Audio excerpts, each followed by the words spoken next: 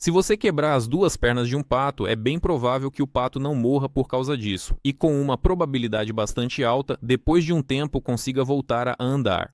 Mas aí já será um pato manco. Agora estou falando sobre a situação no Estreito de Hormuz. Lá, a economia mundial quebrou as duas pernas por um tempo, e quando surgiram acordos entre os IPATAUA e o Irã, o pato aparentemente voltou a andar. E o petróleo mostrou isso. O WTI atualizou o mínimo desde 11 de março deste ano e registrou o fechamento diário mais baixo desde 10 de março deste ano. Isso, sem dúvida, é positivo. Mas depois veio o lado negativo. Israel começou a bombardear o Líbano. O Irã não gostou disso e as negociações subsequentes entre os IPAA e o Irã foram interrompidas. Ou seja, nosso pato ainda manca visivelmente. Estou falando sobre isso na véspera da análise ou revisão de hoje sobre o Bitcoin, porque a situação na economia mundial não é tão boa quanto pode parecer, e esse pato pode cair a qualquer momento. As consequências até mesmo daquela situação que já ocorreu com a interrupção do fornecimento de combustível, fertilizantes e gás natural quase inevitavelmente afetarão a eficiência da economia mundial e seus resultados. E isso já não é mais uma questão de probabilidade, é exclusivamente uma questão de tempo até que isso aconteça. E como tudo isso está relacionado ao Bitcoin? Bem, certamente até um cego viu e um surdo ouviu que o mercado de ações está renovando máximas históricas toda semana, enquanto o Bitcoin e as demais criptomoedas estão a uma distância múltipla de seus recordes históricos e periodicamente até renovam mínimas anuais. Isso indica que o mercado não tem pressa em investir dinheiro em instrumentos financeiros de risco. Ontem, gravei um vídeo no TikTok onde disse que de forma alguma recomendo comprar Bitcoin, porque é muito provável que ele caia significativamente assim que o índice S&P 500 passar por uma correção. Isso quase certamente vai acontecer se eu me basear na minha análise técnica do S&P 500. Aliás, essa análise vai sair hoje, logo após a do Bitcoin, mas agora estamos falando do Bitcoin. Isso significa que o Bitcoin não pode subir aqui e agora? Claro que pode, mas no momento não há nada no gráfico que indique isso. O Bitcoin ficou preso na faixa de 62 a 64 mil dólares após recuar da região dos 67 mil. Agora está sendo negociado aproximadamente entre 63.400 e 63.500. Essa é a região do fechamento de sexta-feira da Bolsa de Mercadorias de Chicago. Acontece que, após a tentativa de recuperação, o mercado não conseguiu consolidar seu sucesso. E mais uma vez o Bitcoin entrou em um movimento lateral, desta vez sob pressão dos vendedores. O principal problema do Bitcoin, assim como dos mercados financeiros em geral, atualmente não é local, mas sim macroeconômico, e antes de tudo está relacionado à política do Fed. Porque se antes se esperava que o Federal Reserve reduzisse as taxas de juros, agora o mercado está cada vez mais inclinado a acreditar que num futuro próximo as taxas simplesmente serão aumentadas. E isso significa dinheiro mais caro, créditos mais caros e uma maior demanda por dólar. E quando o mercado precisa de dólares, ele vende aquilo pelo que pode obter esse dólar, criptomoedas, ações e outros ativos de risco. Taxas de juros mais altas representam pressão tanto sobre o mercado de ações quanto sobre o mercado de criptomoedas. Por enquanto, é uma pressão potencial, mas ainda assim é uma pressão. Também vale a pena prestar atenção aos fluxos de ETF de Bitcoin que continuam fracos. Esse é um ponto negativo fundamental para o cenário de alta, porque no dia 16 de junho houve um pequeno fluxo líquido positivo para os ETFs de Bitcoin, de 10 milhões de dólares, mas já no dia 17 de junho houve uma saída de 82 milhões e meio. No dia 18 de junho saíram dos ETFs de Bitcoin mais cerca de 91 milhões de dólares. Ou seja, nas 3 últimas sessões de negociação disponíveis, o total de saídas dos ETFs de Bitcoin foi de cerca de 163 milhões. Isso definitivamente não é uma catástrofe, mas com certeza não é a base sobre a qual normalmente se constrói uma tendência de alta forte e sustentável. Os acordos de Trump com o Irã trouxeram algum alívio ao mercado e até impulsionaram o mercado de ações. Mas repare que o mercado de criptomoedas, que é de maior risco, praticamente não reagiu a isso de forma alguma. E volto a repetir, isso não significa que o Bitcoin não possa subir. Em um dos comentários ao meu TikTok de ontem, surgiu uma ideia bastante sensata. Até as eleições de outono nos IMEA talvez simplesmente não deixem o mercado de ações cair, ou ele ficará estável ou será impulsionado para cima. Isso significa que, teoricamente, o Bitcoin tem uma janela de oportunidades até esse período. Bem, se considerarmos essa versão, em teoria podemos ver o Bitcoin tanto a 70 mil quanto a 80 mil e até mesmo na faixa dos 110 mil dólares. Não se pode descartar completamente esse cenário. Mas eu ressalto, neste exato momento, do ponto de vista da análise técnica, não há motivos para comprar.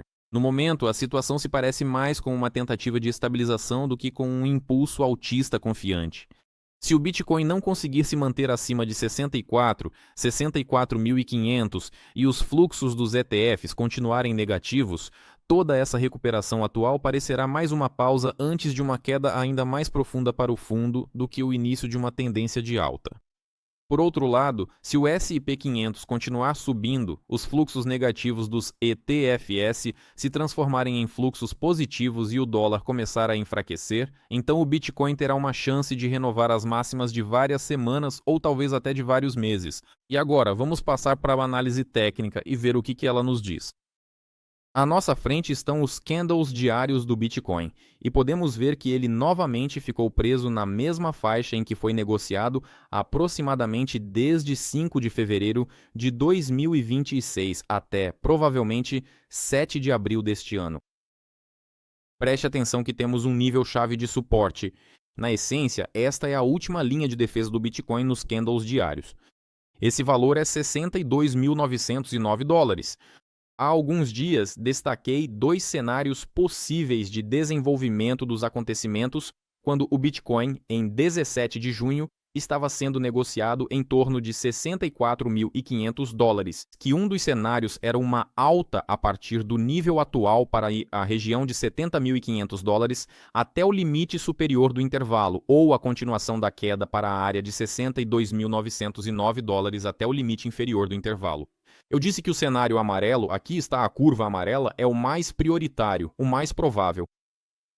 Também preste atenção ao fato de que o Bitcoin não rompeu o nível de 62.909 dólares e até agora só tocou esse nível com as sombras das velas. Isso é animador. Se conseguirmos absorver esta vela de queda do dia 18 de junho, e para isso o Bitcoin precisa fechar, vamos ver onde. Acima do nível de 64.509 dólares. Nesse caso, já temos o direito de falar sobre uma alta, pelo menos até a região de 66.272 dólares e potencialmente até a área de 70.580 dólares. Mas aqui precisamos prestar atenção a este círculo amarelo. E aqui eu destaquei o cruzamento das médias móveis de 50 e 100 dias. E esse é um cruzamento de baixa, quando a média móvel de 50 dias, que é de curto prazo ou mais rápida, cruza de cima para baixo a média mais lenta. Isso indica que, aqui e agora, a tendência de curto prazo aponta para uma prioridade ou pressão de baixa, o que significa que, devido a esse cruzamento, temos uma probabilidade um pouco maior de renovar este mínimo abaixo de 59.130 dólares. Novamente, a indicação-chave para esse movimento será a consolidação do Bitcoin em candles diários abaixo do nível de 62.909 dólares, enquanto a consolidação acima do nível de 64.509 dólares, ao contrário, indicará crescimento. Tudo está absolutamente claro. Existem níveis específicos dos quais você pode partir. Por enquanto, isso é uma movimentação lateral por todos os critérios formais. Agora vou remover toda a marcação e, para começar, passar para os candles mensais. Sim, ainda faltam um pouco menos de 2 semanas até o final do mês. Mas reparem, aqui e agora o Bitcoin está sendo negociado abaixo de tudo o que houve desde outubro de 2024. Ou seja, agora temos potencialmente o fechamento mensal mais baixo em cerca de 1 ano e meio. Talvez eu esteja enganado. Não sejam exigentes, vocês estão vendo tudo no gráfico. E isso significa que, daqui para frente, o movimento pode se desenvolver, em primeiro lugar, até o fechamento do candle de agosto de 2024, que é 59 mil dólares, e o Bitcoin já chegou a esse nível. Depois, se abre uma janela de oportunidades ainda mais abaixo, até a base do candle de fevereiro de 2024, que já é 42.500 dólares. Ou seja, se junho fechar aproximadamente nos níveis atuais, não espere nada de bom, e isso não prenuncia nada positivo. Agora vamos olhar para os candles semanais.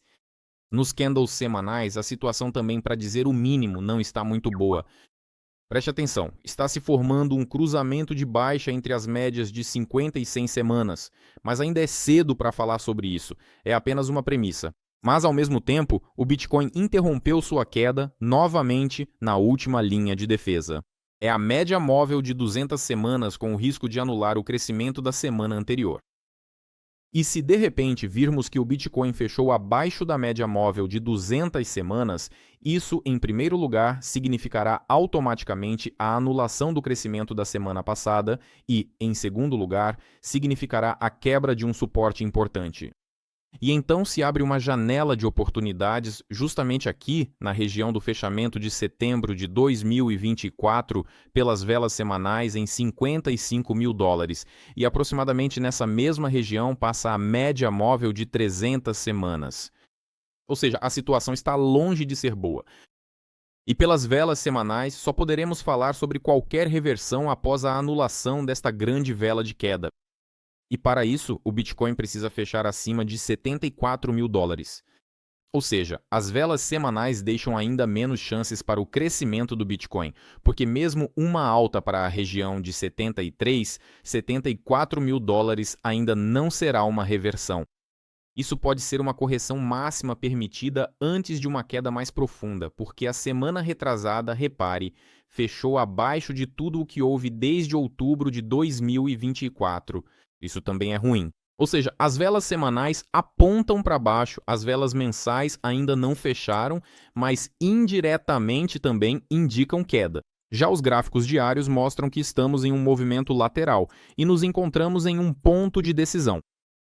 Novamente, a situação no mercado está mudando, mas agora, digamos, há uma prioridade maior para a queda do que para crescimento. Vamos acompanhar o desenrolar da situação. Eu apontei para vocês os níveis-chave a partir dos quais começa o crescimento ou a queda. Também quero destacar mais uma vez que opero na plataforma Quantfury. Recomendo que vocês façam o mesmo, caso estejam envolvidos com trading ou investimentos, porque aqui vocês não pagam absolutamente nenhuma comissão. Cotações à vista, milhares de instrumentos financeiros, desde criptomoedas, mercado forex, ações, índices, commodities e muito mais. Inscreva-se no canal. Tudo de bom para você, até logo!